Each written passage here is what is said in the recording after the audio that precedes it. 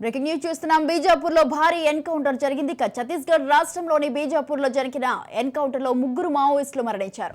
మావోయిస్టులకు భద్రతా దళాల మధ్య ఎదురు కాల్పులు చోటు చేసుకున్నాయి. హోరాహోరీగా సాగిన ఎదురు కాల్పుల్లో 3 మావోయిస్టులు మరణించారని అధికారిక వర్గాలు తెలిపారు. అయితే మావోయిస్టుల కోసం భద్రతా దళాలు ఆ ప్రాంతంలో గాలింపు చర్యలు తీవ్రతరం చేశారు.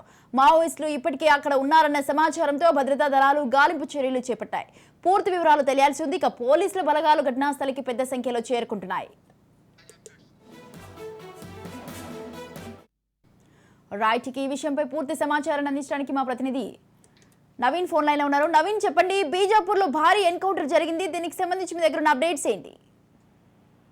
Thank you Swathi. ఛత్తీస్గఢ్ లో భద్రతా బలగాలకు మరియు మావోయిస్టులకు అయితే భీకర యుద్ధం నడుస్తుందని కూడా చెప్పొచ్చు. అయితే ఛత్తీస్గఢ్ లో నూతనంగా ఏర్పడినటువంటి ప్రభుత్వం ఆపరేషన్ ప్రహార్ లో భాగంగా కొద్ది రోజుల నుంచి అయితే పారామిలిటరీ బలగాలతోటి దండకారణ్యంలో కూంబింగ్ అయితే నిర్వహిస్తున్నట్లుగా కూడా మనం చూడవచ్చు. అయితే ఈ నేపథ్యంలో కొద్ది రోజుల క్రితమే మావోయిస్టుల బేస్ క్యాంప్ పై దాడి చేసి అక్కడ ఉన్నటువంటి వారి రాకెట్ లాంచర్లు కావచ్చు, అదేవిధంగా ఆయుధాలు, పేలుడు పదార్థాలు అన్నింటినీ కూడా భద్రతా బలగాలు స్వాధీనం చేసుకున్నాయని చెప్పొచ్చు. అయితే ఈ నేపథ్యంలో అక్కడ ఉన్నటువంటి అంటే భద్రతా బలగాలపై పై చేయి సాధించేందుకు అక్కడ నక్సలైట్లు విఫల యత్నం చేసినట్లుగా కూడా చూడవచ్చు. అయితే గత 2 రోజుల క్రితం 3 సిఆర్పిఎఫ్ క్యాంపులపై అయితే రాకెట్ లాంచర్లతో 30 దాడిని నిర్వహించారు. ఈ సంఘటనలో 3000 మంది నక్సలైట్లు కూడా పాల్గొన్నారు. అయితే ఈ నేపథ్యంలో ఇప్పుడు అంటే భద్రతా బలగాలు అయితే ఈ కూంబింగ్ ని విస్తృతం చేసినట్లుగా కూడా మనం చూడవచ్చు. అయితే ఈ రోజు ఛత్తీస్గఢ్ జిల్లాలో ఛత్తీస్గఢ్ రాష్ట్రంలోని బసగూడ పోలీస్ స్టేషన్ పరిధిలో బాలందేద్ర సమీపంలోని బెలంగుట్ట కొండలో పోలీసులకు మావోయిస్టులకు మధ్య భీకర ఎన్కౌంటర్ జరిగినట్లుగా అయితే మనకు తెలుస్తుంది. అయితే నిన్న బాలందేద్ర అడవుల్లో సుమారు 20 నుంచి 25 మంది సాయుధ మావోయిస్టులు ఉన్నారని, అదేవిధంగా వీరిలో